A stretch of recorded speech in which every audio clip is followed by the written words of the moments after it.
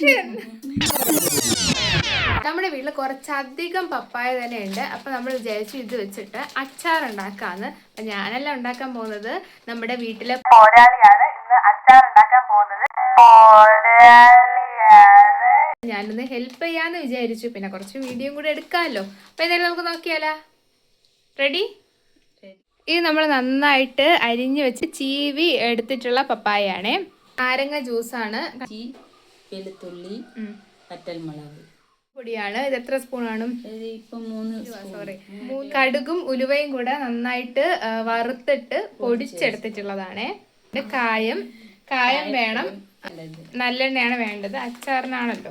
ഒരല്പം ശർക്കരയ്ക്ക് വേണ്ടിയിട്ട് തന്നെ ഒരു ചീനച്ചട്ടി അടുപ്പിലേക്ക് നന്നായിട്ട് ചൂടാകുമ്പോഴേക്കും അതിലേക്ക് നല്ലെണ്ണ ചേർത്ത് കൊടുക്കുക. എന്നിട്ട് അത് നന്നായിട്ട് ചൂടാകുമ്പോഴേക്കും കടുക് താളിക്കുക. കടുക് നന്നായിട്ട് പൊട്ടി വരുമ്പോഴേക്കും മുളക് ചേർത്ത് കൊടുക്കാം. എന്നിട്ട് ഇഞ്ചി വെളുത്തുള്ളി ഇതൊക്കെ ചേർത്ത് കൊടുക്കുക. എന്നിട്ട് അത് നന്നായിട്ട് ഇങ്ങനെ വഴറ്റിയെടുക്കുക.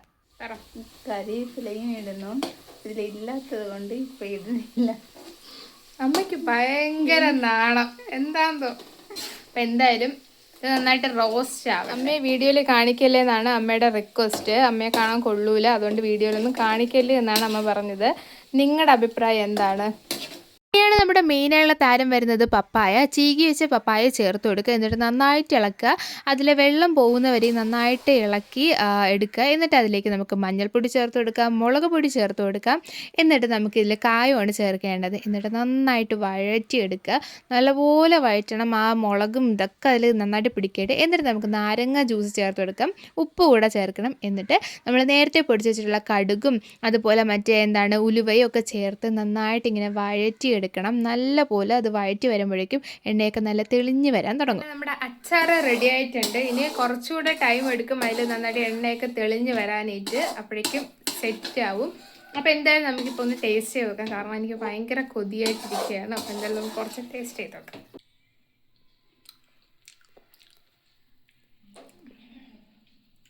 കൊള്ളാം.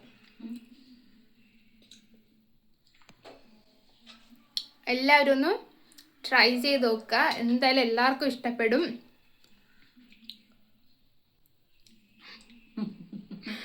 റിയാക്ഷൻ കൊള്ളാം, നല്ല അടിപൊളിയായിട്ടുണ്ട്. നമ്മൾ നോർമൽ മാങ്ങ അച്ചാർ പോലെയൊക്കെ ആ ഒരു പുളിപ്പും കാര്യങ്ങളൊക്കെ ഉണ്ട്. നല്ല ടേസ്റ്റാണ്, എല്ലാവരും ട്രൈ ചെയ്ത് നോക്കുക. അപ്പോൾ എന്തായാലും ഇന്നത്തെ വീഡിയോ ഇത്രയേ ഉള്ളൂ. എല്ലാവർക്കും ടാറ്റാ.